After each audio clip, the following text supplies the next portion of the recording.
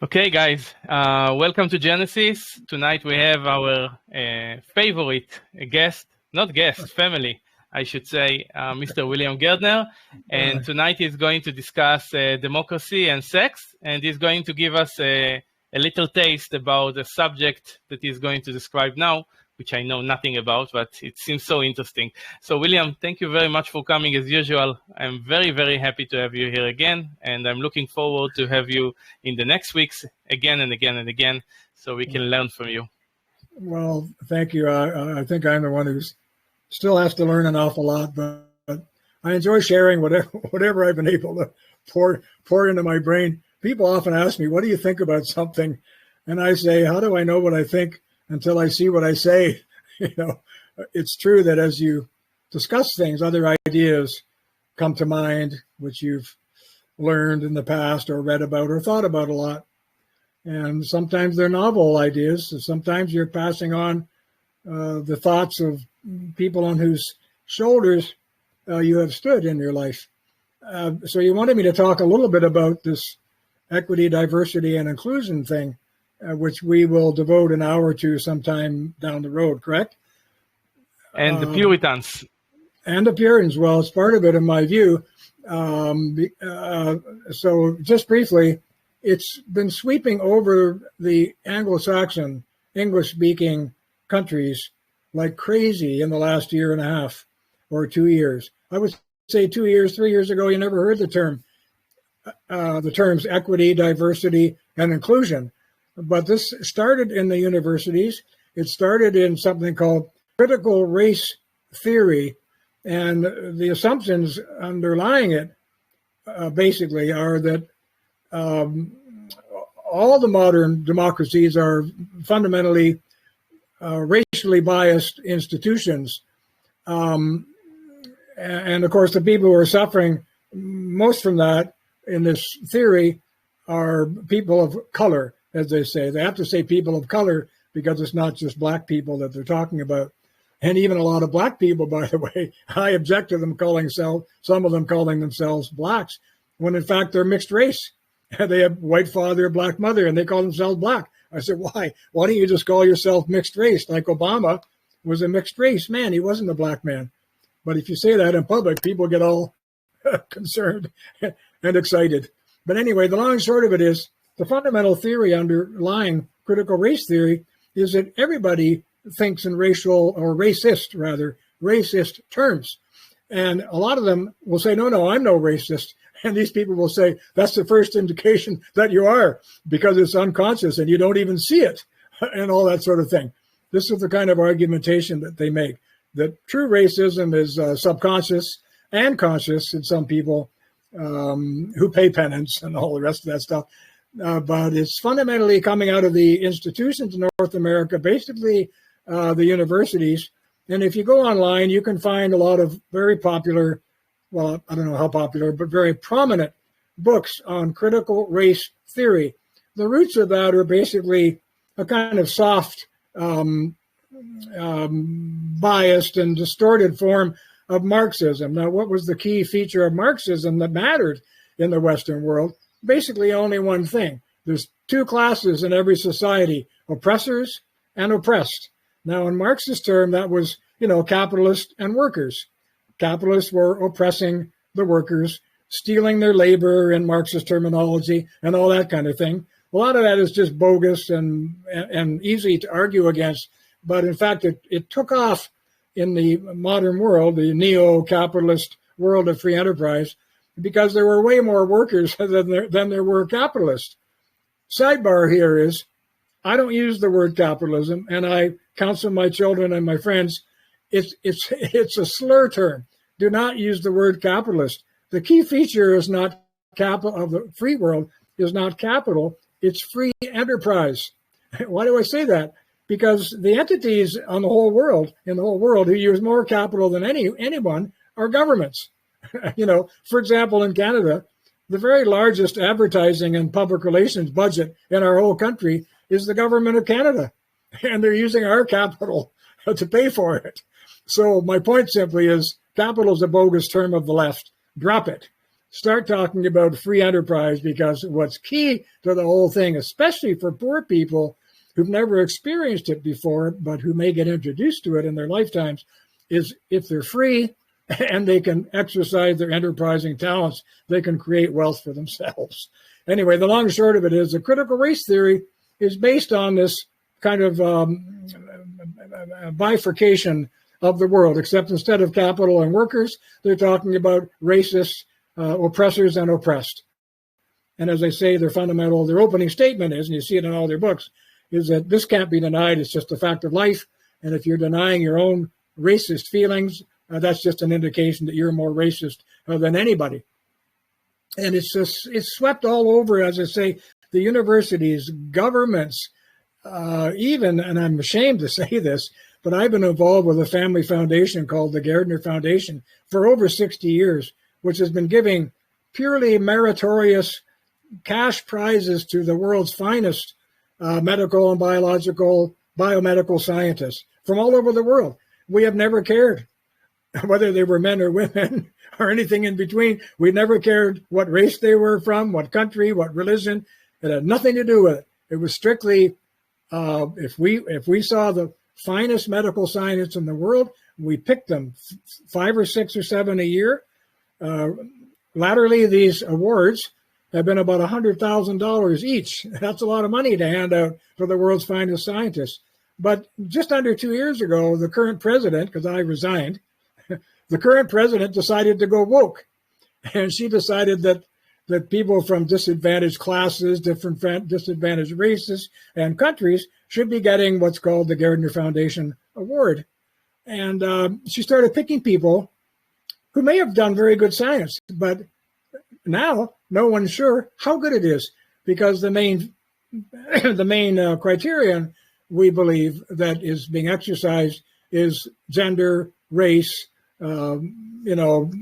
economic status, and all that kind of thing. So in a sense, this wonderful foundation has been ruined by the substitution of EDI thinking, equity, diversity, and inclusion, for a pure merit system. And it's happening everywhere. So if you want, at one point, we can talk about this, and I'll outline some of Professor Faeser's philosophical objections to this position. Meanwhile, let me close on that topic by saying it's killing everything, except Toronto's famous basketball team, which is 98% black athletes. And if you turn to these people and say, what do you say to that? If what you're saying is true, then isn't the Toronto Raptors basketball team a racist organization? Well, of course, they just bought $100 seats to go watch these games, so they're not going to admit that. But anyway, it's easy to catch them out and show them the falseness of their own arguments. But most people don't have that skill. They don't know how to debate.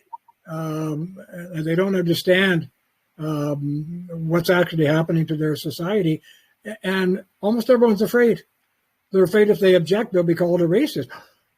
That would be terrible. Terrible to be called a racist. So they shut up. And this is true whether we're talking race, sexual, so-called diversity, feminism, any of these topics. And I mean, we'll get into this in a minute, but talk about the closed society. We're seeing it wash over us like a tsunami, at least in Canada. And when I began talking, I was asking you, what about Israel? Is it happening there to the same degree? I mean, I suspect not. You weren't a Puritan country. And I should mention that when I was asked at a conference 2 weeks ago, what's the real root of all this? I said, well, I think it's a secularization of the Puritan theology that came out of the 17th century in England during the English Revolution under Oliver Cromwell, where they overthrew the monarch, cut off his head, and so on. Why? Because they wanted their Protestant view of religion to dominate. They were anti-Catholic, anti-anything that wasn't a Protestant view of religion. And what's that view? They were fighting for the idea of the equality of all souls in the kingdom of heaven to come. And that was their belief. When Christ came again, whatever, there would be equality of all souls. And they insisted on that belief. Well, when you secularize that, which is what we have done, you get the idea of the equality, the forced equality of all souls, forced by government, that is, and by the law, forced equality of all souls in the kingdom of heaven here on earth. And that's why you have law and all these other, and the courts and special tribunals being set up to force everybody into an egalitarian mold before the kingdom of heaven, after this life. And it's like a police state. Before you continue, can you recommend any books about this topic, about the secularization of the Puritans and the effect they have until today? Yep, I'm looking. Gosh, where did my phone go? I'm looking for my phone and I can't find it. But I'm going to email it to you, okay? Okay. There's a terrific book just out, and I have a note about it on my phone somewhere. I don't know where the phone is right now. But No. the long and short of it is, the topic of the book basically is that this is a new form of Puritanism. And if you don't mind the flagrant self-promotion, I would invite, here we go. I hope this is okay. I'm going to promote this. I'm going to promote this book of mine, which just came out. If you read the bottom, it says a collection of in-depth essays published in the Epoch Times. So over 2 years ago, I got a call from a fellow in California who introduced himself as a manager of the Epoch Times newspaper, which today, it's a great story, that newspaper, by the way, but the theme of the newspaper is truth and tradition. I think it even publishes in Israel, I'm not sure. But at any rate, in a mere 10 years, this newspaper publishes in 32 different nations today in 23 different languages. I was quite astonished to hear that. So he asked me, would you mind writing for us? I said, well, I'm 80 years old. I mean, that was 2.5 years ago. I said, but sure, why not take it? As long as you don't make me write every week. I hate deadlines. Let me just work on my stories and I'll send them to you. So I eventually sent them 26 of my essays, and they were all published on the front page of their opinion section in their newspaper. And the one I published in July of 2022, and I encourage your listeners to get this book. Please think about it, because it's the only weapon we have in fighting this war of ideas is our writings, our newspaper articles, and our little books. This is a small book. It's not expensive. But essay number 3 is called Wokeness, a New Religion. And I published it with them in July of 2022. So there it is, Beyond the Rhetoric. You can get it on Amazon and Kindle or as a PDF volume. We actually read it together in one of our sessions, that essay. You? Yes, you did. Oh, did I? Oh, yes. Oh, did I? Oh, I did. Yeah. That's right. Oh my goodness. Yeah, you have it on your YouTube channel. See, age has certain advantages. You forget something. Okay, my friend. Should we go to the main topic, please? Yes. And I hope if it goes on too long, just tell me and we can stop and continue it next week. But this topic is about, it came at the end of 400 pages of me researching and writing about democracy. What is this thing we call democracy? What was it in ancient times? What is it now? And what is the difference between what we say it is and what it actually is? I think it's my best book. It's called The Trouble with Democracy. And if anybody gets it, I have to tell you, you better be sitting down because there's a lot of exploration and I think meaningfully original questions and insights in this book, which you're never going to hear in a regular, university class. When I neared the end of the book, I said to myself, the one thing I haven't written about yet in the book is this whole business of democracy and sex. Like, how is sex conceived in the modern democratic regimes? What is its purpose? And in what way is the meaning of sex deployed to achieve the ends of the state? And so I had to ask myself that question. And what I'm going to read you now, and I say read because I just can't say it any better than I wrote it. So I hope you forgive me for reading. I like reading talks. I like just making notes and speaking. But I think this is pretty well put together. And I will depart from the text at certain moments, just to elaborate. But why don't we get started, and let me say that about half of what I'm going to tell you is kind of background, and then I get into the actual sex stuff in the last part of the talk. When I began this, I was reading a Harvard professor named Michael Sandel, Sandel. Boy, what a debonair, good-looking, well-dressed, shirt and tie guy. He's giving this lecture at Harvard on political neutrality, and I'm listening. And then I got his book, and I couldn't believe what he said. And I still don't believe that a man that bright was able to say this and get away with it without anyone like me taking him to task. Here is what he said, and I think he was speaking for the whole liberal political science profession when he said, and I'm quoting, this is from a book he wrote called Democracies, Discontent. It's a good read, but it has this kind of problem here. He said the idea that government should be neutral on the question of the good life is distinctive to modern political thought. And right away I went, what? And I had to reread it. And then he says something simply astonishing, if he believes it, that is. He says that the liberal state, I'm quoting again, the liberal state, therefore, does not discriminate. None of its policies or laws may presuppose that any person or way of life is intrinsically more virtuous than any other, end quote. And I was just astonished. Such a statement, it seemed to me, gives us an indication of how far gone these elegant apologists really are. Let me explain. For starters, I say that a liberal welfare state to which most citizens are forced to surrender 6 months worth of their income every year for their entire lives has made a massive and highly detailed moral claim on the ends to which their daily labor is directed. A state that actively purges, this is second point, a state that actively purges religious belief from the public square, and I don't know about Israel, but that's what we get in Canada, under the aegis of secular humanism and democratism, has vigorously redirected the beliefs of its citizens in schools and in hundreds of other institutions, molding them as worshippers of its own secular creed. Now, a state that promotes egalitarianism as justice, third point, especially when it sets up tribunals to punish or re-educate citizens for deviations from such a patently arbitrary creed, has decided to devote itself to a specific, narrow, moral view of human life.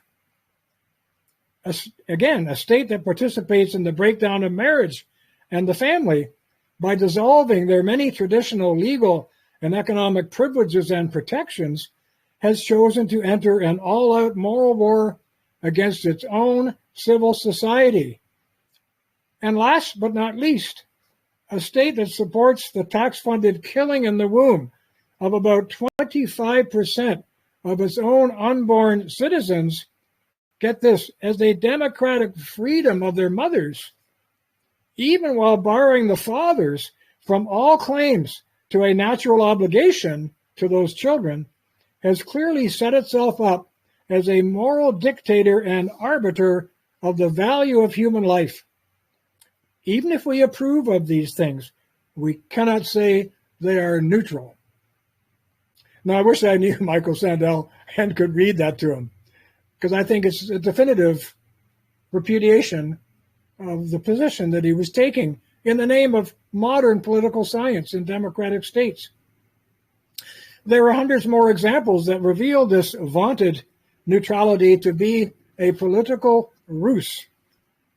This is not surprising, for any claim of moral neutrality must be a ruse from the start, regardless of the politics of the claimant, simply because morality as a word and a concept always implies a distinction between good and bad ends. Hence, to say that anything is moral means that we have an awareness of something that we believe is immoral. Most do not see the ruse of neutrality because they are its happy dupes, especially in their private sexual lives. You see, I'm working up to it. Where they believe they are demonstrably more free than ever and are secretly so thankful. They think that the state does not care a whit how they live as moral persons in their private lives. But I suggest, and I have just described, that the official neutrality of the liberal state in private sexual matters has an anti-moral morality of its own and a sadly efficient and non-neutral political purpose. Our conception of sexual rights is perhaps the most telling manifestation of our ideological captivity by the modern democratic state. The next section is called Substitute Ecstasy and the Politics of Sex. Think about the title, Substitute Ecstasy and the Politics of Sex. If we look deeply enough, we see that underlying almost all human experience is a search for ecstatic experience, however transformed or concealed. The word ecstasy has to do with escaping the prison of our static condition. That is to say, it has to do with the search for disembodied bliss, however temporary. If that bliss is short-lived, well then, let us find it again.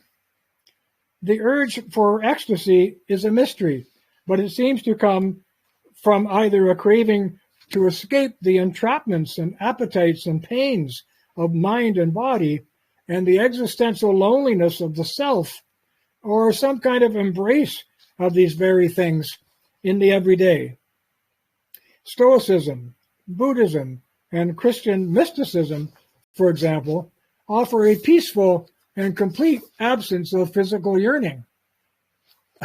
David Hume called those the monkish virtues when he was criticizing the direction that Christianity had taken in his time. Everyday bliss, on the other hand, is usually found through an absorption in our simple senses, an alteration or stimulation of them, or most ordinarily in some human moral or social cause higher than ourselves, that potentiates ordinary physical bliss by the power of group association.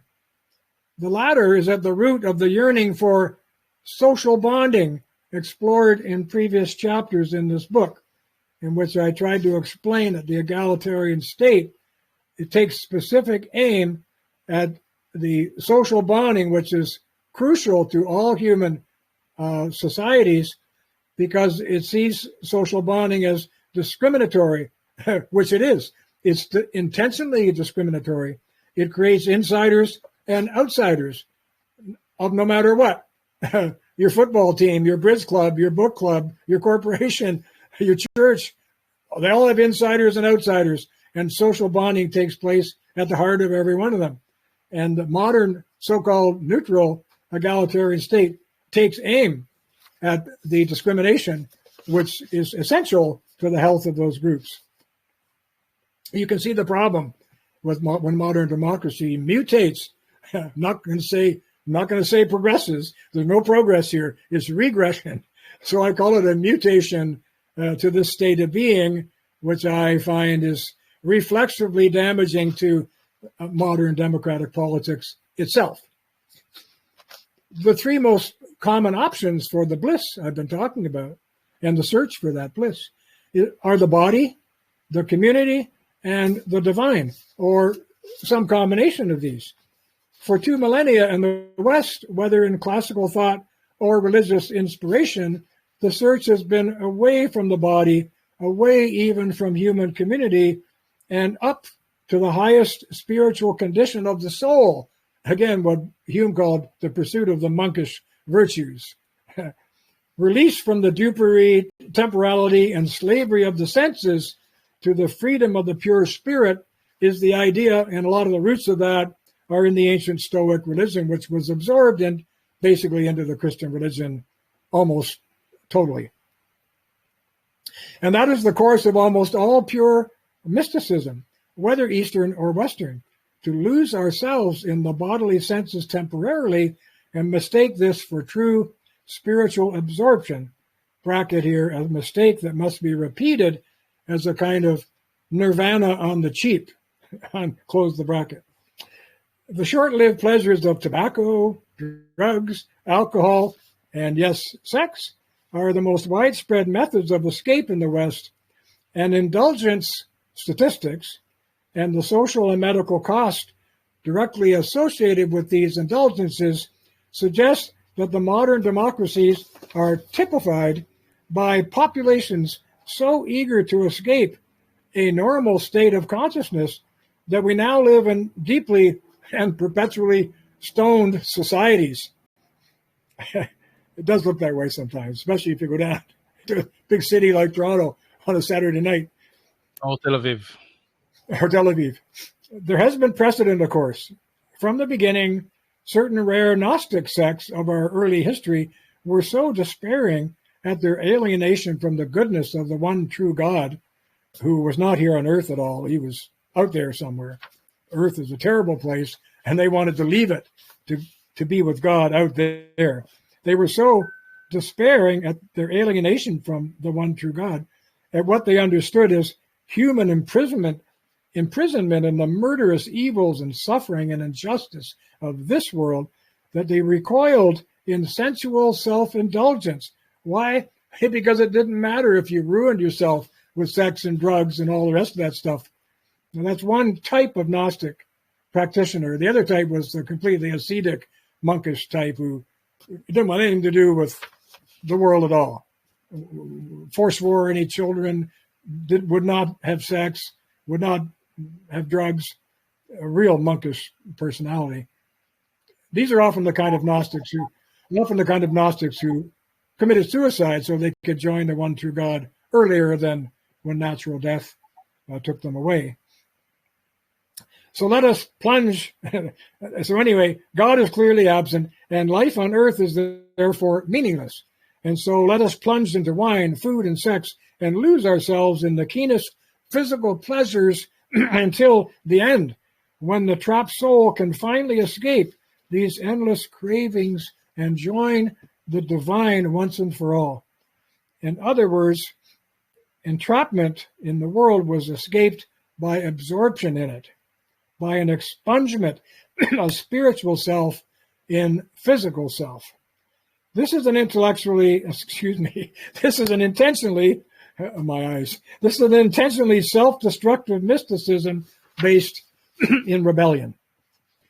There is a connection between such beliefs, however, and those that dominate the modern secular West, but with a sharp difference.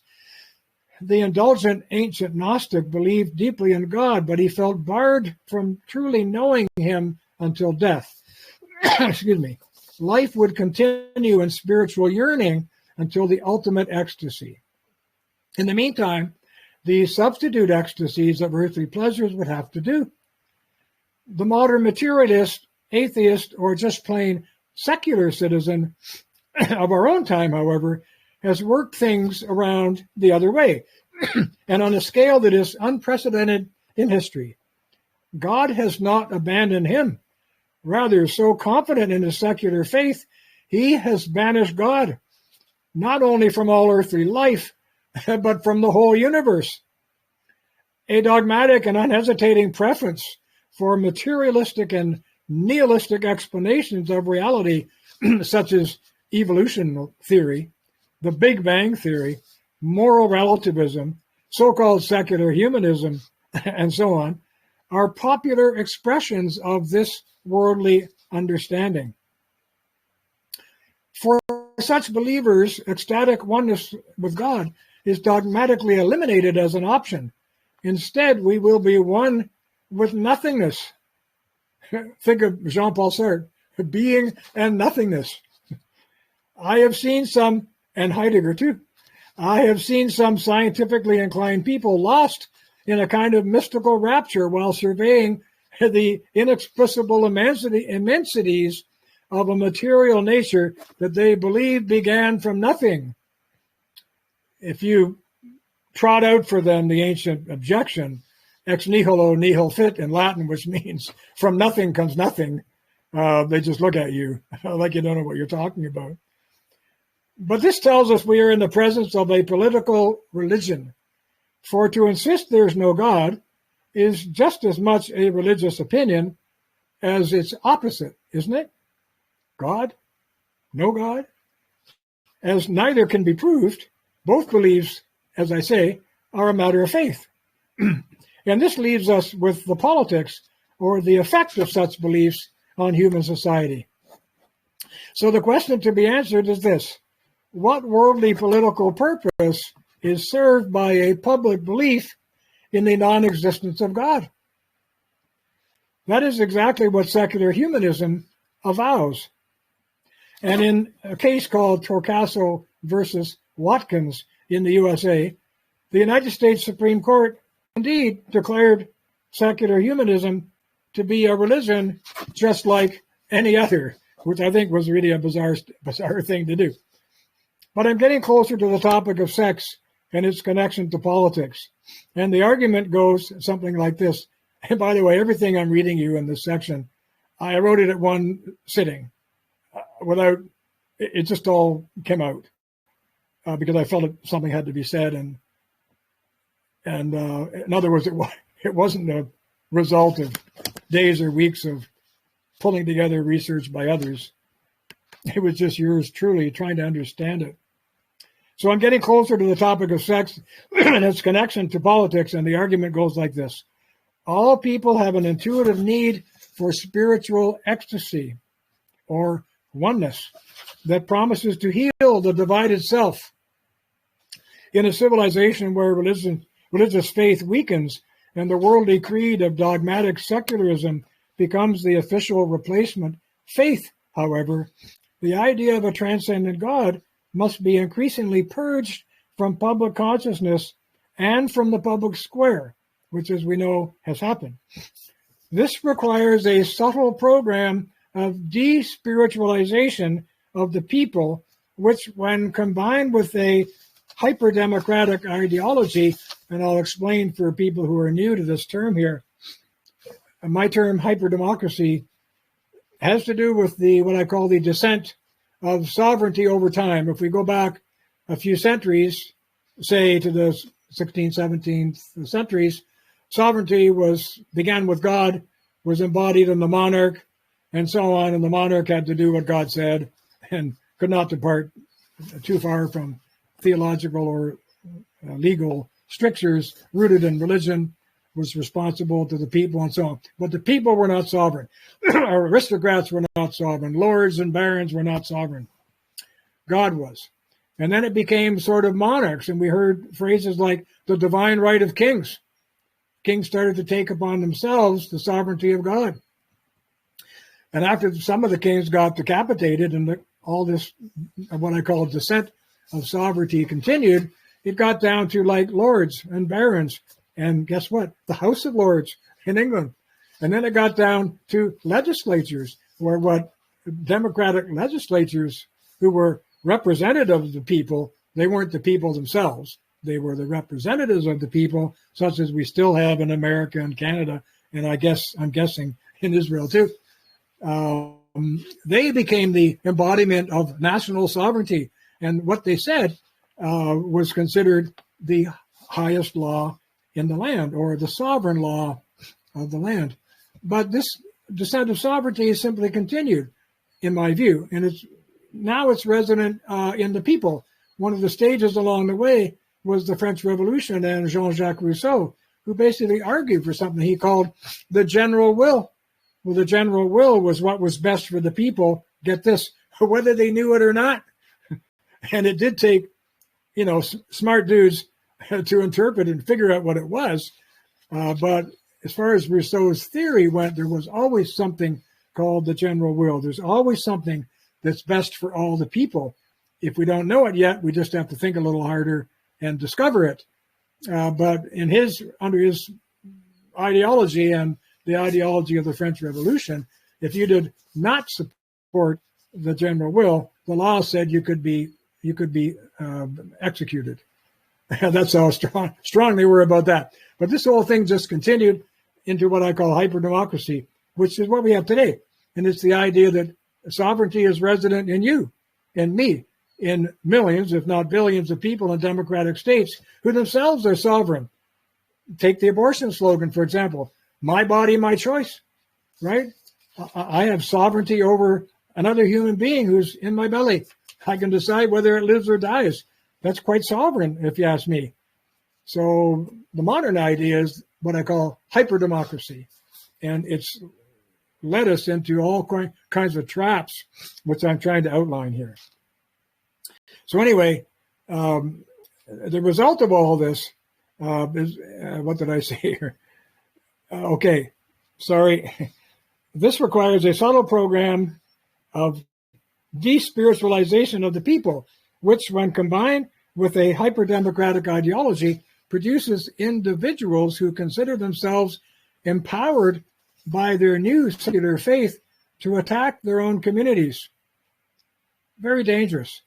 They do this in an effort to remove the moral authority and the privileges that accompany the natural demands of an organic society that favors the voluntary subordination of individual will to the whole and to the common good.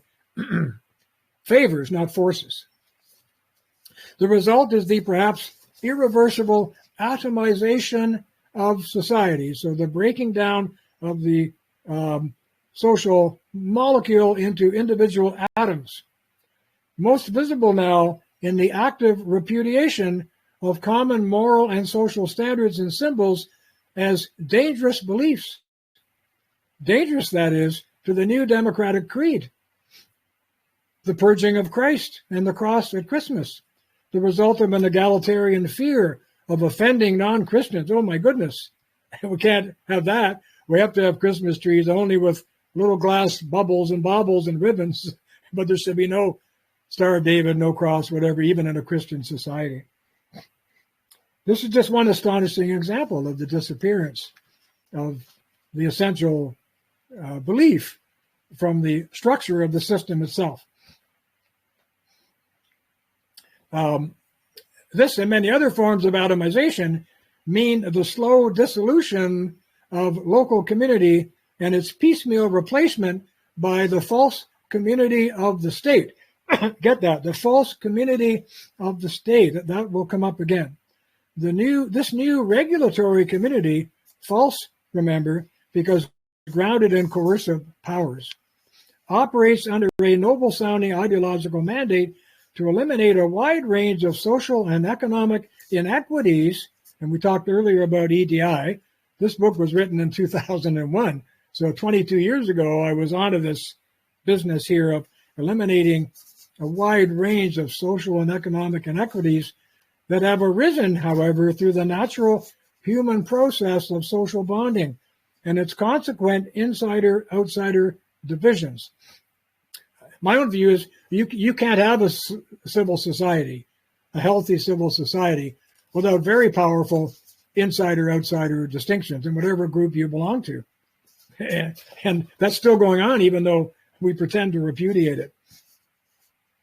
This attack on all forms of inequality, however natural or well justified, is the sole attitude that is now deemed to generate ideological purity. It is rooted in a notion of equality as justice rather than freedom as justice. And I'll just read a footnote I have here because I think it's pertinent.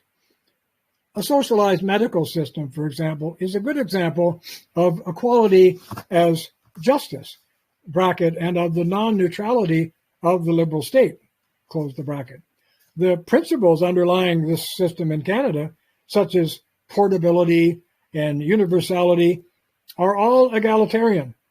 Canada is the only nation in modern history, other than Cuba, I believe, to have outlawed basic private medical care out of an official concern to eliminate inequalities, thus barring the traditional freedom of citizens to purchase what they wish and physicians to charge as much or as little as they choose. The result has been a new series of inequalities that spring from the inadequacies of socialist-style funding, astonishing government incompetence, and the absence of economic incentives to produce better technology, better medical science, and better services. What happens in such cases is that the natural inequities, that indeed result from an ideology of merit and freedom are replaced by artificial inequities that result from an ideology of equality or false equality. But the central objective of the hyperdemocratic state is to eliminate the ancient idea of transcendence, simply because a belief in transcendent spiritual ideas will always threaten to subordinate the secular ideals of the state. Remember Jesus, render unto Caesar the things which are Caesar's, unto God the things which are God's. That was an incredibly divisive thing for him to say, and it's been with the Christian democratic West ever since. However, because secularism is itself a form of faith, as I have explained, or a political religion, we end up in a religious war that we do not recognize as such. This highlights once again the conflict of citizen allegiance between state and spirit, between Caesar and Christ. We often see court battles along these lines that reflect as sharply as can be imagined this war of ideas.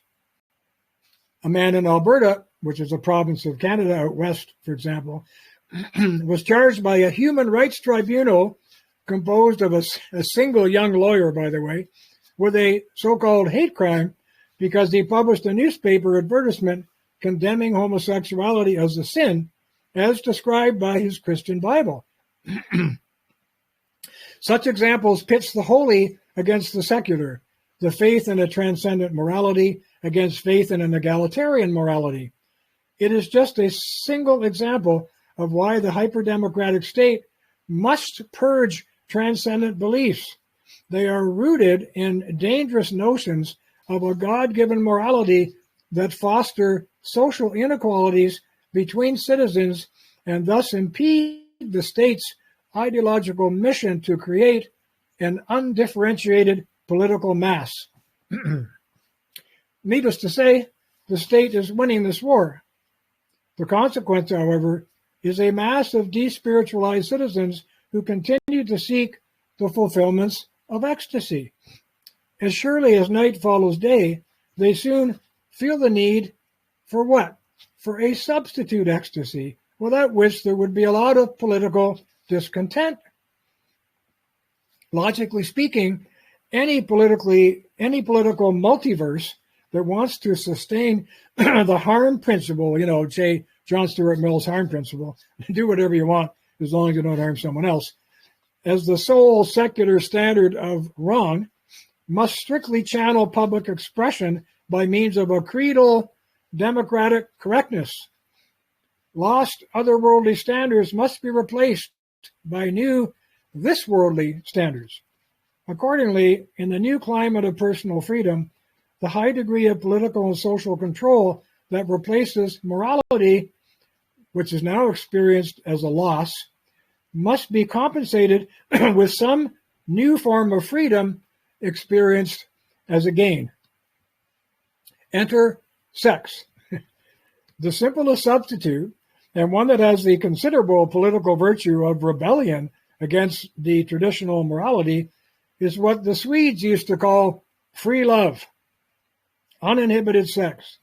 Uninhibited, that is, by a traditional morality rooted in religious belief, the need for procreation, and the exclusivities and the authority of the natural family. This means that in place of real transcendence, our democracies offer a false transcendence. And this is made available to all through a publicly sanctioned form of substitute ecstasy. Of the many forms permitted, sex is by far the most riveting and powerful. Booze is officially regulated, tolerated, and highly taxed. Drugs are privately tolerated, but officially scorned, although in Canada these days, we have all kinds of public drug distribution centers now for so-called safe needles and all that kind of thing. So the states way more deeply into that now than it was when I wrote this book. Sex, however, is officially promoted as the deepest expression of personal freedom. And now, of course, it's even gone beyond that, again, beyond when I wrote this book, to things like people using their hyper-democratic will to decide their own gender as distinct from their birth gender, that kind of thing. Talk about the hegemony of the will. I mean, you couldn't find a better example of it. And by the way, this is all leading up to what I have called in other talks with you, libertarian socialism, where how the Western democracies have resolved the contradiction which arose in their own midst between forced equality and freedom was through what I call libertarian socialism, where they divide the body politic into two bodies, a political body and a personal body. And that's how they get away with all the statism. People are very happy with the incredible number of physical and appetitive liberties that they have today compared to, say, 50 years ago. And they're prepared to accept all kinds of oppressions and laws governing the minutiae of their daily lives because they have that. The shapers of such a, by the way, that's how we escaped the contradiction that we were building into our own system. And I think people like it because they don't care a lot about how much they're regulated. They do care a lot about their appetites. The shapers of such a world soon see that the people will easily accept an amazing amount of political, economic, and attitudinal control and taxation in exchange for a greater sexual freedom, which is easily redefined as a matter of private and personal freedom, get this, from the slavery of traditional society. That is why it seems almost a theorem of modern democracy that as political freedom falls, sexual freedom rises.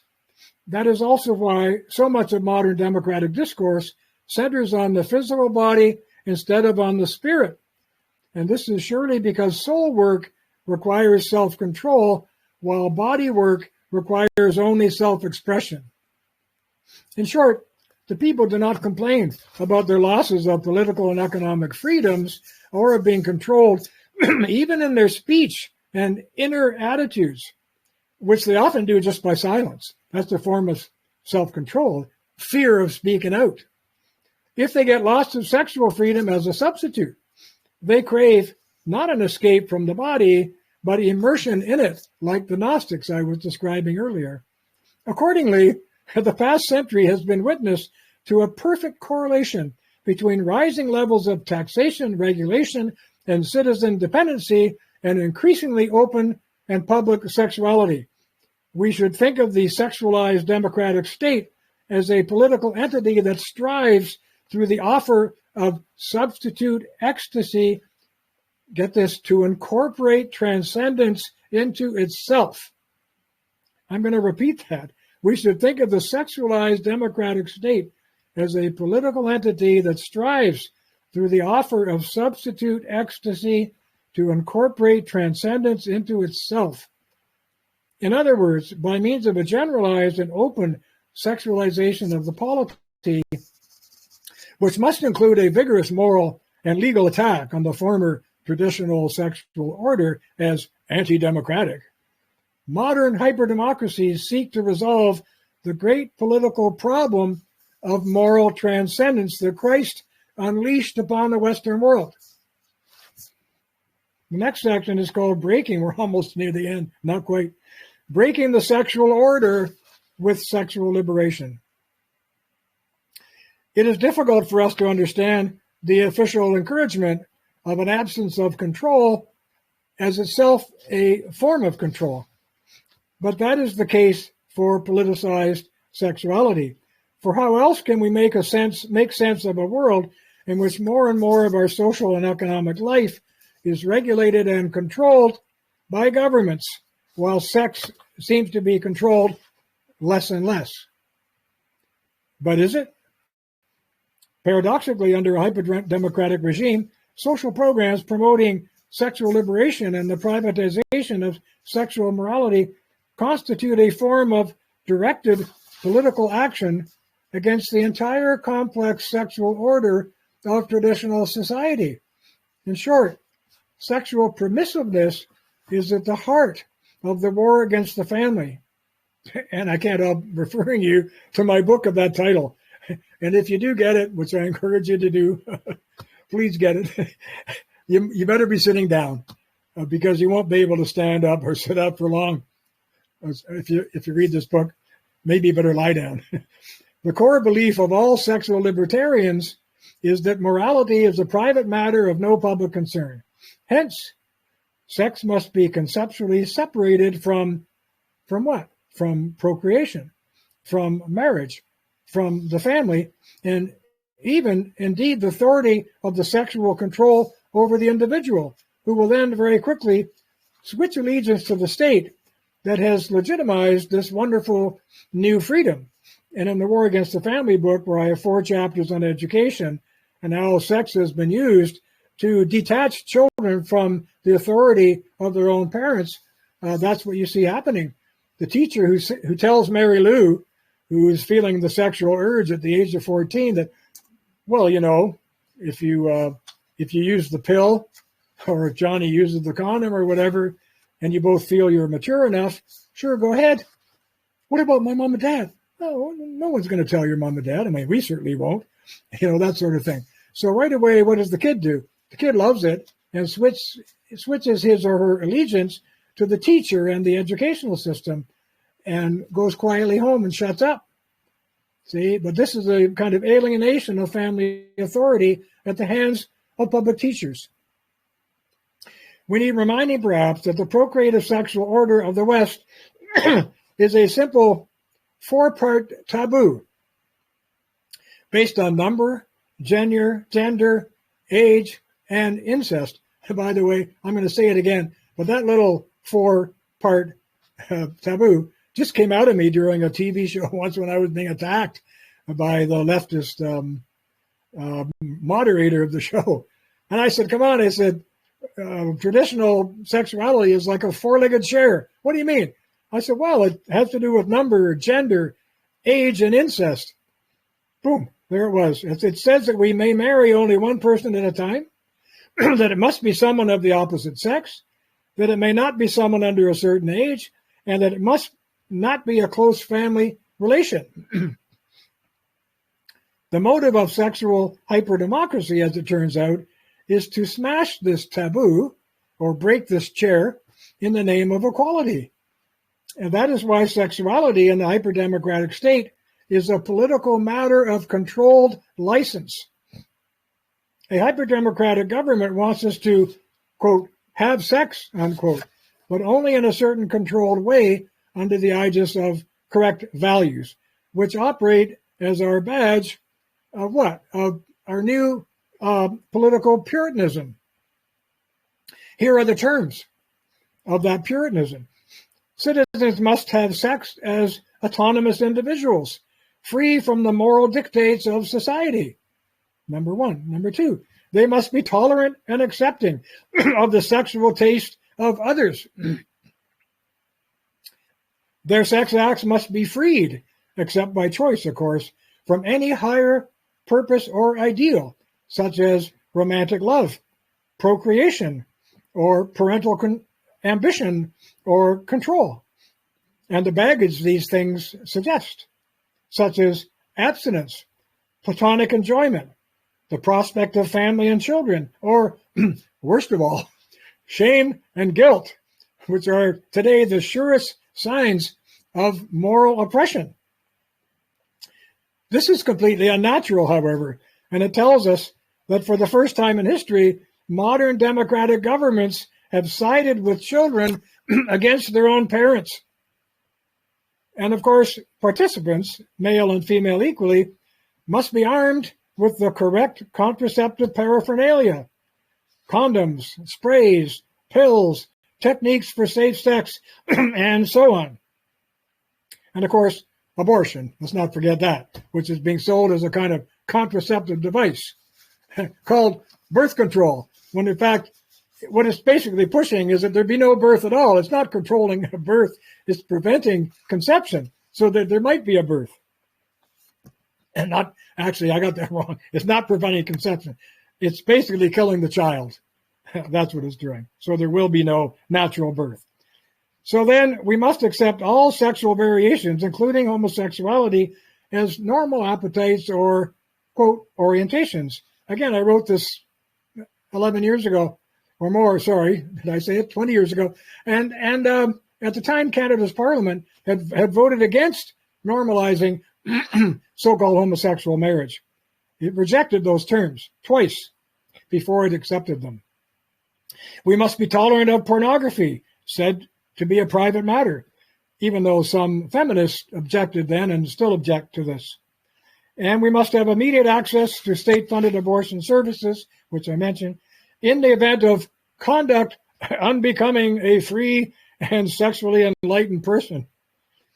Bracket, in a hyper-democracy, the abortion right is the ultimate technological guarantor of sexual and political liberation, just as slavery was the guarantor of ancient democratic liberation. I mean, the ancients all were agreed, publicly and otherwise, in their writings, that you couldn't have democracy without slavery, because you couldn't have a true democracy if everyone simply had to work from morning till night. There would be no time for politics or discussion. And so slavery was essential to democracy. One of the arguments I make, and it's made in this book, which I showed you earlier, is that the modern abortion regime and all the Western democracies, I think, except Poland, which I think has outlawed it, is our new form of slavery. These unborn children are what I call womb slaves. Why do I say that? You know, I love debating my leftist friends about this, especially my best black friend, who of course hates chattel slavery. I said abortion is a form of slavery. The abortion regime is a form of slavery. He said, why? I said, well, because you can't abort a child until you first declare it to be a non-human being, which is exactly what white people did with you black people. We declared you were not human beings before we could enslave you. Back in the day, a black person in America, for example, I'm pretty sure I'm correct about this, could not be charged with murder, but he could be charged with homicide.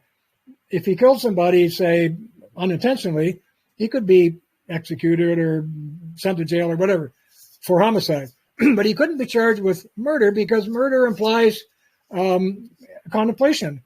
What's the term they use anyway for murder? I forget the phrase, but you're assumed to have worked it out and planned it in advance. And only human beings could do that. But because blacks were denied their humanness, they couldn't be charged with murder. That's really interesting, I think. Well, in the same way, we have unborn children in all the democracies, as far as I know, who are defined as non-human beings until they're born alive. In Canada, it's section 223, I think, of our criminal code. It's spelled out right there. The fetus, got to use the Latin to negate its reality, is a non-human being until it leaves its mother's body in a living condition, completely, and leaves its mother's body in a living condition. That's pretty close to the actual quote. Until then, it's a slave. But try to persuade anyone who supports the abortion right of the argument they're actually supporting a new kind of slave regime in which we've made the slaves invisible, but we still define them legally as slaves. You won't get very far. You know why? Because they're blocked in the same way that people were blocked. They couldn't see chattel slavery. From Aristotle forward, everybody was doing it. Everybody thought it was normal. And it wasn't until actually the force of the Christian religion in the early 19th century brought it to an end in England and then in other countries, such as America, that people began to see. And you get that famous song, I once was blind, but now I see. Well, I think the day is going to come at some point when countries which are not replacing themselves with natural childbirth, they're doing it through immigration. And a lot of it is immigration, which is simply not in sync with the kind of values I've been talking about here. People who come from other countries, other religions, other political beliefs, who are not prepared to stand on ours. We're filling the country up with them pretty fast. I don't know, 500,000, 1 million a year in Canada. It's incredible. We have not been replacing ourselves for decades. I think the total fertility rate in Canada is 1.2 children per woman when it needs to be 2.1 just to remain stable.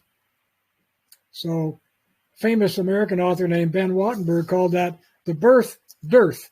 I don't know what's happening in Israel where you all are now, but most of you anyway. But that's what's happening in Canada. In Israel, it's an anomaly. We have 2.6, I think, children per woman, and it's mostly because of the Orthodox Jews woman, and it's a very good thing. It's a good thing, and I bet it's going down slowly. Actually, I think it's quite stable. I think we are the only Western country in the world with a positive birth rate.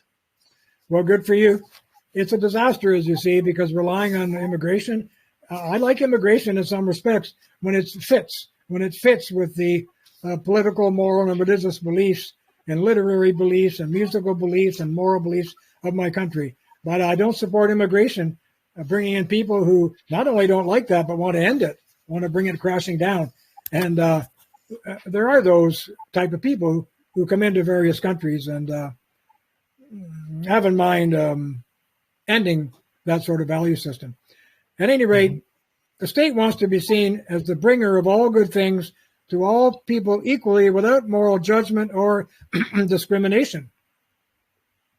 The greatest of political transgressions in a supposedly neutral egalitarian state is moral judgment or discrimination, moral discrimination. All this is but a prelude to the final breaking of the old sexual order, and the radical vanguard of this revolution has been beavering away at society through various organizations clamoring for freedom and equality for some time now.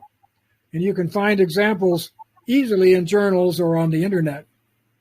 Indeed, those with the stomach for it will find plenty of evidence of the anti-family movement, as I mentioned already in my book, The War Against the Family. Anti-family organizations push for the ultimate sexual liberation from our so-called sex-negative society.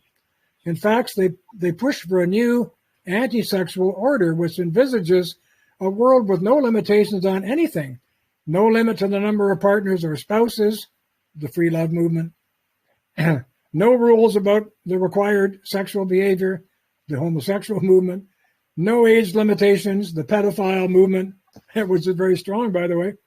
And we note in passing the highly successful ideological substitution of the expression to have sex for the traditional expression to make love. Changing the language is the first step in changing the mind. Hyper-democratic lovers should not make anything. Sex is a physical appetite to be expressed and consumed at the moment, enjoyed for what it is, and disconnected from any higher social or moral purpose. And that's why people talk about hooking up. You go out, you hook up, you go out the next night, hook up with someone else. No feelings, no after effects, and so on. It's a form of sensual contract that lasts as long as the act itself, and hence is joyfully democratic. Substitute ecstasy forms in the brief meeting of two hot wills, and then it's over. Poof. Shame on you if you thought this pleasure should be anything else. And so the state liberates people from old sexual ideas just as it liberates them from old terminology.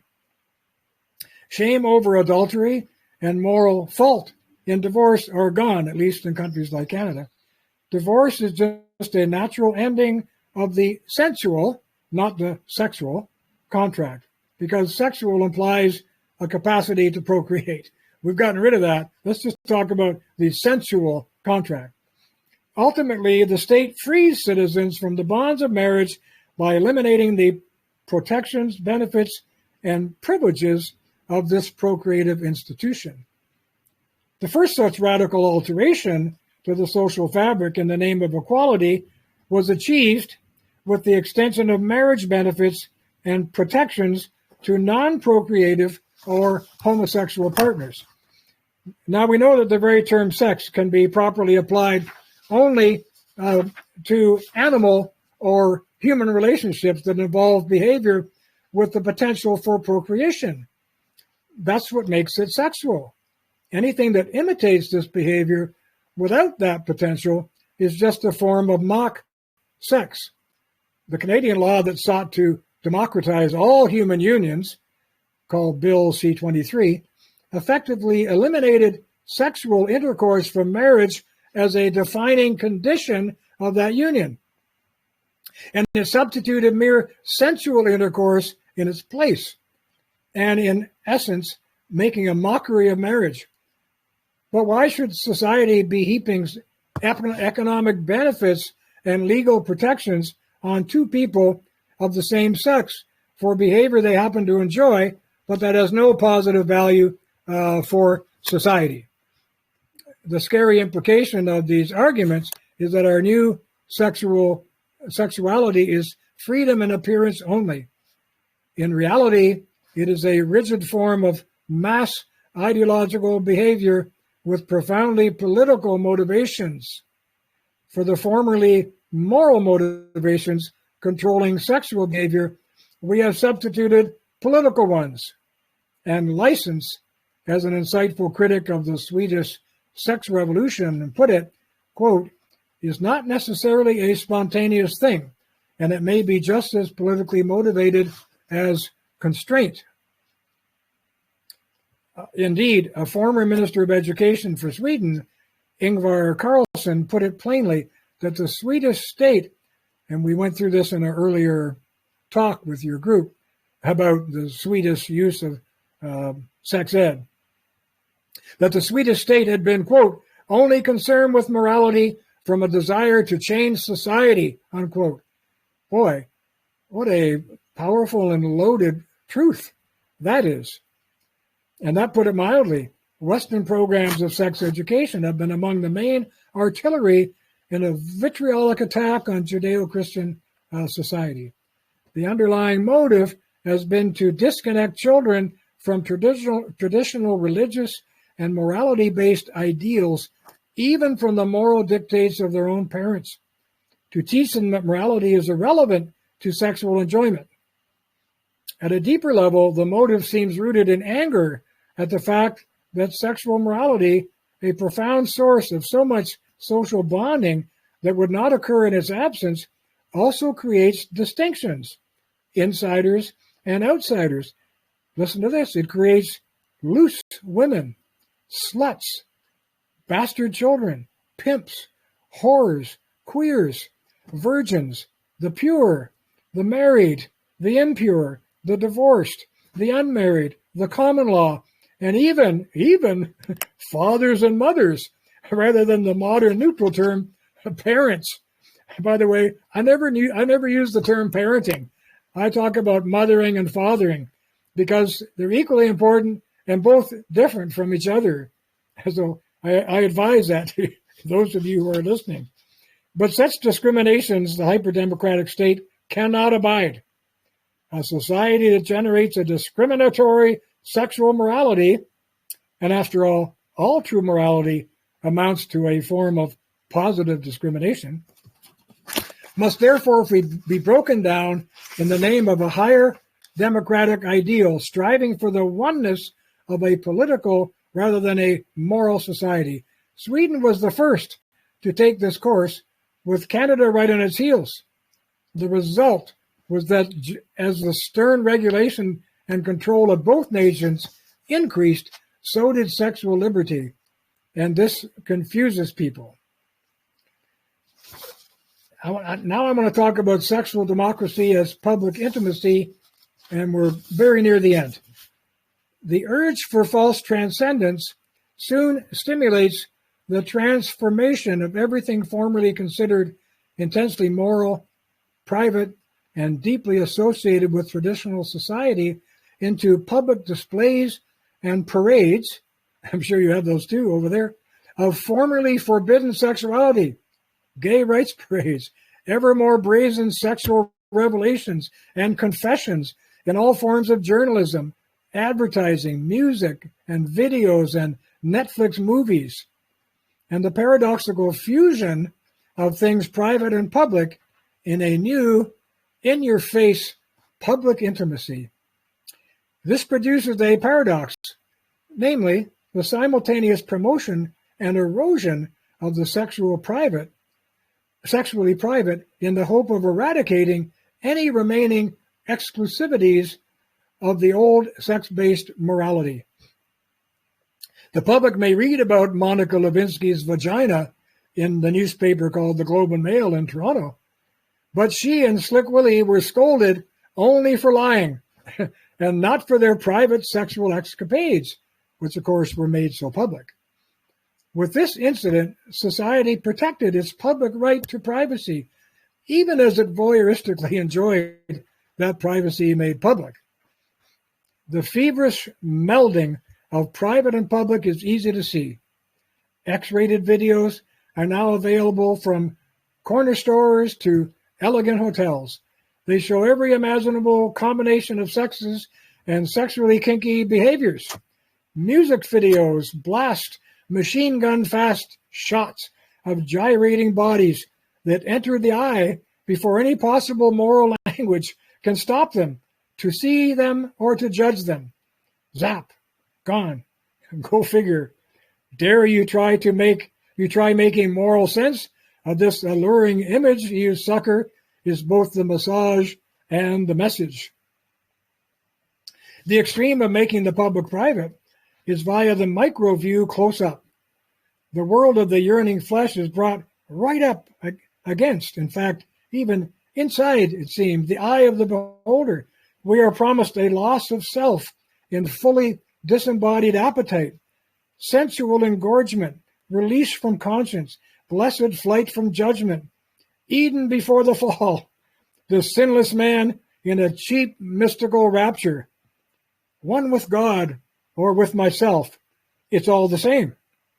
To gain this paradise, all privacy must be attacked and normalized, publicized, and ripped open by the egalitarian, dare I say again, the democratic public self as the invader, as thief, as spy, freedom as an I with rights, freedom as the new puritanical social controller, the man in the black trench coat pouncing on privacy as privilege of any kind. To be pure, freedom must insult, desecrate, and repudiate the private until everything is freedom. So pornogrophiles with mini camcorders now offer secretive public views of the most private body parts in their movies and even Netflix films, and functions from the inside. Porn marketers worldwide sell video shots from inside toilet bowls and things like that of women's private parts, or hidden camera sneak peeks of college girls and boys masturbating or fornicating. Such is the modern marriage of technology and secular spiritism. You and your appetites can go where man has never gone before. The disembodied microscopic eye of the craving soul embarks on an excitable journey of the flesh as what? As pure appetite, swarming, floating into, and merging with another appetite, embraced, exhausted, and lost. Pure feeling, the most mystical act of the modern public soul. This attack on all sexual and bodily intimacy and propriety is the perfect complement to and the symbol of the amoral success of the hyperdemocratic state. There shall be no ordering or hierarchies of privacy. That is, no social or moral exclusivities shall henceforth derive from sexuality. The people shall have the right to access and enjoy everything sexual, with everything revealed to everyone. No privileges, no moral gatekeepers. God as sexual joy belongs to us all equally, after all. Down with all privacy, all modesty, and standards of right sexual behavior as generators of what? Of superior moral judgment. How dare you judge me is the most common pushback that we get whenever we say, well, when we object to something that we think is immoral and should not be trotted out in public, if we even dare We may object that this is merely the seamy side of any free society, but that is to miss the point of hyper-democracy. It is precisely the public eradication of all things formerly private that eradicates sexually rooted morality. And when that happens, we will have personal freedom at last and the end of civil society. There is a paradox in this, however. From John Stuart Mill forward, privacy was the doctrinal liberal refuge from the state and from the judgments of so-called public opinion, which John Stuart Mill didn't like. He didn't like the force of public opinion. He tried to present it as some kind of act of power against your liberty. But of course, I would say in many respects, it's an important act of power. But the hyper-democratic mandate to oust privacy in the name of freedom and a right to public intimacy smashes the delicate walls of that refuge. Does sexual freedom then erode political freedom? Perhaps. It will be a great irony indeed if the public-private political distinction, once so cherished by modern liberalism, is rendered meaningless through the success of liberalism's long moral attack on sexual privacy. What alarms at the moment is that this is by now the most definitive unity of the anti-polis, as I call it. And in this book, there's an essay on the rise of the anti-polis in modern society and the popularity of inner city cores as places where people assemble and gather precisely because the degree of moral judgment on them is vanishingly small, if not zero. So I call that the anti-polis. And that's why I think one of the reasons, besides the economic reasons, that you have the emptying of the hinterlands towards the large gatherings in huge cities of the world. Of course, you get bigger economic production there and all that kind of things. But one of the unnoticed boons for people is the psychology of the anti-polis, where they feel they can escape moral judgment. They can live with a 1 centimeter inch thick piece of drywall between themselves and their neighbor, whom they've never met and don't care about and never will. Anti-morality in sexual life provides the energy and the vanguard conviction for the continued national and now increasingly international purging of the old organic democracy in all its moral forms, symbols, and laws. And of course, you probably see it in your own country, in our country. You know, they want to take the Queen out of our parliament. They've redesigned our passport over the last month to remove all sorts of historical symbols because they want to disconnect from everything having to do with our moral history as well as our national history in itself. In the end, in the very end, the purpose of the despiritualization of the people and the displacement of real transcendence above them with false transcendence below via the substitute ecstasy of sex is to cut off the people from the only route of escape from the political, that is, to ensure that an increasingly atomized society is fully absorbed into the hyper-democratic state in creedal obedience. Now, I'm sorry I've gone so long, but I'm happy to have shared that with you, and I hope I didn't put you to sleep. You absolutely didn't. It's incredible. One of your best talks until now. I'm very happy that you gave us this speech. I would like to make a few points which are relevant to what you said. You mentioned earlier, you compared between abortion and slavery, and you mentioned the chattel slave. And I would like to say that the chattel slave at least got some kind of protection. He got a home, he got food, sometimes even medicine by his owner. But what happens with babies is that they are completely dehumanizing. How do you say it? To dehumanize them. Dehumanize, yeah, which will eventually lead to murder on a scale of a genocide. And I came across some different resources, and I found out that 1.5 billion babies were murdered in the last 50 years. This is the scale of what we're talking about. It's unbelievable, and that's right. And when you come to terms with what is actually happening, it's more than horrifying. In my book, The War Against the Family, I refer to that chapter as the invisible Holocaust, because almost nobody sees these murders taking place except the abortionists themselves who do it.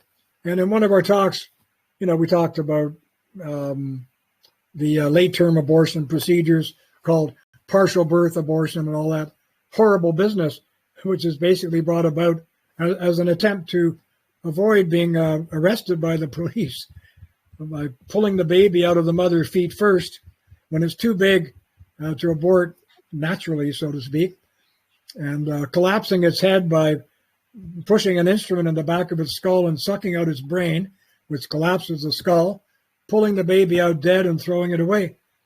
But they kill the baby while the head is still inside the mother's body. Wow. And that's how they escape being arrested for killing a live human being, whom they define as not yet a human being because it didn't leave its mother in a living condition. This is the kind of country that Canada is. We kill about 100,000 babies a year that we know of like that, and probably quite a few more that are not registered. In America, the number has been around 950,000 to 1 million each year. And paradoxically, I guess you'd say, or politically, whatever, it's a disaster for Black people, because I think the last time I looked, about, Black women are 6% of the U.S. population, but about 38% of all abortions in America are on Black women. So it looks like a bit of a genocide program at the same time. Yeah, I just read that in 2009, for example, there were almost 190,000 abortions in Britain, but there were only 400 babies adopted. Just think about this shocking ratio. It's insane. It's unbelievable, because there are millions of women who would love to have a healthy child. Adopt a healthy child. And you spoke earlier about the hookup culture in comparison to what used to be the courting. You had to court the lady. You had to present your best abilities in order for you to get together and build a family for the sake of, a better life for everyone. And now everything is breaking down, and it seems like not only that the men are being controlled by their vices, which turns into some kind of addiction, which lets the government control them better, there is also an externalization of the cost of sex. Now, for example, when a woman is making a mistake and she is becoming a single mother because she chose very badly, the government will pay her for that. It's like the opposite incentive system, and that leads those women to become dependent on the government for free hands out. It's terrible. Charles Murray, you may know about Charles Murray, a well-known conservative American sociologist. He wrote a book I recommend to your people called Losing Ground. It was published in the late 80s, but it was an important book because he basically found the sociological data to show that in the 50s, before the welfare state in America got going, the American Black family was 85% intact. In other words, married, mother and father, living in the home with their children. And now it's about 85% broken families. Black families are broken in America. I would say probably the most glaring sociological problem not yet addressed in America, and it's so sad to see it, is the way Black men are conducting themselves. They're basically having sex everywhere they can find it with whoever they can find it, not looking after the women, not looking after their children, and killing each other at a huge rate. And I don't know why the Black community itself cannot rise up in arms against this condition in their own society. Why do white people have to tell them this and get accused of racism? They should be telling each other that this is no way for them to survive. Even though I often tell my Black friends, I do have a few, I tell them that American Black society, and I think Murray pointed this out in his book in the 80s, has been incredibly successful. If you conceive of it as a nation, as an incredibly successful Black nation in the world as a whole. Just cut out all the Black people in America, and you have more lawyers, more judges, more corporate leaders, more successful business people, entertainment people, athletes, wealthy athletes, and so on, than any country in the world. So they're fabulously successful, and yet this is where we see this whole Black Lives Matter, woe is me stuff coming out, even though, and some of it is justified, I'm sure, but what is not justified is their reluctance to take their own people to task for their behavior and shame them. God bless shame. Shame is a very powerful social shaper, and we should be using it more frequently. Mm-hmm. Yep. I would just say to my friends, 18 of them are listening to you right now, יש לנו את הספר הזה בעברית, צ'ארלס מרי, מתקדמים לאחור בהוצאת שיבולת. I just told them that that book was translated into Hebrew by Charles Murray. Yeah. Yeah. Well, maybe I can mention another one. I did give you a list of my favorite books at one time, and I'm not sure the next one I'm going to mention was on it. It's a book by a terrific writer named George Gilder. He wrote a small book called Men and Marriage. It's a very short book, maybe a couple hundred pages. I kind of summarized it in one of my chapters in War Against the Family, but he wrote very powerfully about how traditional marriage and all the moral sanctions surrounding it are incredibly important to control the male sex. The male sex without marriage, without family, and without the responsibility of children is simply going to maraud over society, which is what we see happening. Yeah, you can see that in Japan, for example, they lost the opportunity of men becoming a provider and a warrior, and now he's just staying in the basement playing video games and staying away from women, not having children, not building a family. Not only that, but being forbidden their normal paternal rights by the law, so that if they get a woman pregnant, or she gets herself pregnant with the man through carelessness or whatever it is, he has no claims upon the child. The child is the woman's unless she decides. If she decides to abort it, he has no say. If she decides to keep it, in our country at least, the man is responsible to pay until the child is 18. Same here. But any young man is going to say, "What the hell? You're basically telling me that I should not feel responsible for this child. Therefore, I don't. I'm just going to have sex and enjoy myself, and to hell with it. Let her look after him." Or even worse, with the kind of woman we have today, the feminist radical ladies. I think there is a chance that some men would even consider, because they are so addicted to sex, and sex is very costly with a woman, then I think it turns more men into gayness. I do too, and I do talk about that in the War Against the Family, especially when you combine that with the problem of daycare, rampant national daycare programs, which a lot of nations have brought into being because fundamentally, and this is part of sex and democracy, they want everybody out in the workforce. And it's hard to do that unless you get women out of the home and into the market. For that, you need some kind of national daycare program, not just for the poor. And there is some argument that people who are poor and who do need to work, maybe there should be some help with cost of daycare for them where they don't have relatives and all that kind of thing. But, in Canada, that kind of program was promoted even for women in mink coats with tennis rackets who were on the way to the club. They wanted to drop their kid off at the National Daycare Center for $10 a day or whatever. But the psychology of this is completely ruinous. And I recommend to your listeners, in the War Against the Family, there's a chapter on the ruinous effects of daycare on young children. And it's quite interesting to me philosophically, because how can it be ruinous? We're looking after them. Well, here's how it goes. You walk into the daycare center with your 2-year-old child, whatever, and they're taking them younger and younger now, believe me. But you walk into the daycare center with your 2-year-old child for the first time, and you you really want to know how they're going to be looked after. So you speak to one of the workers there, very nice girls, they're usually girls, women, and you say, or you hope they are, and you say, please, how do you treat the children in this daycare center? And right away, they give you the democratic thing. They say, oh, they're all treated the same. We treat every child exactly the same in this daycare center. Well, if that doesn't ring the bell in you, something's wrong. Because what happens in the home is you treat your child unlike any other child, better than any other child. And that child grows up feeling that he or she is so special in this terrifying world that they a tremendous confidence in you and in their home life is created in them. But when they're treated like every other child, they see themselves as no different from any other child.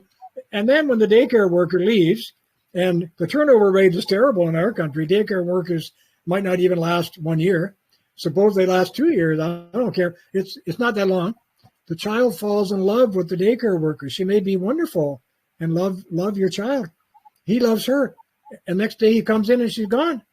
And somebody else is there. Well, soon he learns not to attach, not to love, not to attach himself to these people who say they love him, but he goes, I don't think so. This is not for me because it's too hurtful. And so what is called attachment theory, I recommend this to your listeners. There are some famous writers, you can Google it, called On Attachment Theory. They will talk to you about how attachment theory is probably at the root of the creation of the surge in modern homosexual behavior. Because a lot of these children grow up in homes, say the boys, grow up in homes where the father is remote and cold and distant, if he's even there, and the mother is smothering. So he ends up with lots of money care, but no daddy care. So there's an absence or a lack in his psyche. The male psyche is absent for him. He doesn't get it in the daycare center, that's for sure.